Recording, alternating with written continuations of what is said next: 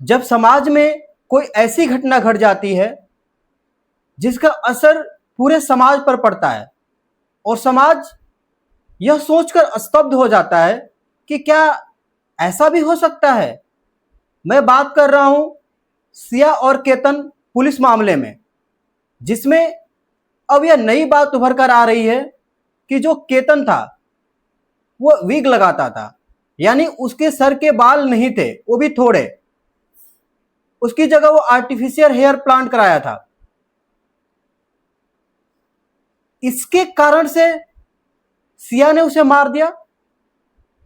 मैं इसे एकमात्र कारण नहीं मान रहा, लेकिन अगर यह बात सामने आई है तो कहीं ना कहीं दोस्तों यह सच में सोचने को मजबूर कर रही है कि क्या आज व्यक्तित्व को मापने का, व्यक्तित्व को परखने का बस यही एकमात्र कारण रह गया है। किसी के बाल नहीं है, कोई दिखने में अच्छा नहीं लगता, कोई मोटा है, कोई छोटा है, क्या यही एकमात्र कारण रह गए हैं जिसके बेस पे इंसानियत को मापा जाएगा, जिसके बेस पर व्यक्तित्व को समझा जाएगा। दोस्तों यह जो बात है यह केवल एक खबर मात्र नहीं है, बल्कि यह नैतिक रूप से एक मनुष्य को सोचने के लिए विवश करने वाली चीज है। दोस्तों इस प्रकार की घटनाएं क्रमानुसार समाज में देखने को मिल रही हैं। कहीं लड़कियों को दहेज के लिए मारा जा रहा है, तो कहीं इसके विपरीत लड़कों को मारा जा रहा है। ये घटनाएं सच में ही हृदय विदारक हैं।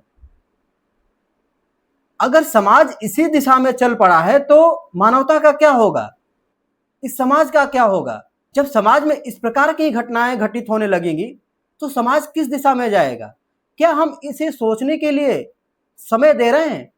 क्या हम अपनी भागदौड़ की जिंदगी से थोड़ा ठहर करके गंभीरता से सोच रहे हैं? दोस्तों मैं इसका कारण किसी एक चीज को नहीं मानता, इसके पीछे एक बहुत बड़ा इकोसिस्टम कार्य कर रहा है। दोस्तों हमारा जो एजुकेशनल पैटर्न है, जो हमारा एकेडमिक सब्जेक्ट्स हैं, उसमें नैतिकता की बात नहीं पढ़ाई जाती, वहां पे एथिक्स जैसे विषय नहीं पढ़ाए जाते, जिसका असर है कि आज के जो जेनजी हैं न उनके अंदर एथिकल वैल्यूज डेवलप हो रहे हैं, न उनके अंदर पेशेंस हैं। और आलम तो यह है कि आज के जेनजी के पास रिजेक्ट होने का मतलब ही नहीं रहा। आज के जेनजी रिजेक्ट होना ही नहीं चाहते, वो नो मीन्स नो को समझते ही नहीं। आज उन्हें एक ही बार में जीवन के हर एक क्षेत्र में कामयाबी चाहिए, चाहे वह जॉब हो, चाहे वह परीक्षा हो, चाहे वह रिलेशनशिप हो, उन्हें हर एक जगह पे एक ही बार में कामयाबी चाहिए। और दोस्तों इसके अलावा इस बात का भी हमें ध्यान रखना पड़ेगा कि जो हमारे शिक्षा पद्धति में जो हमें फिजिक्स, केमिस्ट्री और मैथ तक ही सीमित रखा जा रहा है, हम जो साहित्य जैसे विषयों से दूर होते जा रहे हैं। आज के युवा साहित्य के बारे में न समझना चाहते हैं, न उसे पढ़ना चाहते हैं। वे जिंदगी को गणित से सोल्व करना चाहते हैं, वे जिंदगी को फिजिक्स केमिस्ट्री के किताबों से सोल्व करना चाहते हैं। दोस्तों तो अगर जीना है तो आपको साहित्य की ओर लौटना पड़ेगा, साहित्य को आपको पढ़ना पड़ेगा। हमारे जो विद्वान लेखक हैं और कवि हैं उनकी पंक्तियों को आपको पढ़ना पड़ेगा, समझना पड़ेगा। मुझे एक लाइन याद आ रही है, प्रेमचंद जी बेमेल विवाह को लेकर के बहुत सारी बातें कहते थे। बेमेल विवाह को पसंद नहीं करते थे, बेमेल विवाह को पसंद नहीं करते थे। और तलाक के मुद्दे पे वे कहते थे कि अगर किसी मशीन में पुराने कल पुर्जे को निकालकर अगर उसकी जगह पे नया कल पुर्जा डाला जाएगा तो नया कल पुर्जा भी उतनी ही आवाज करेगा, उसमें से उतनी ही घर्षण होगी और उसे भी घिसने में टाइम लगेगा। तो दोस्तों रिश्तों में टाइम लगता है, रिश्तों को समय दीजिए, रिश्तों को मध्यम आंच पे पकने दीजिए। अगर आप रिश्ते को तेज आंच पर पकाना चाहते हैं तो वो रिश्ते कभी भी टिकाऊ नहीं होंगे।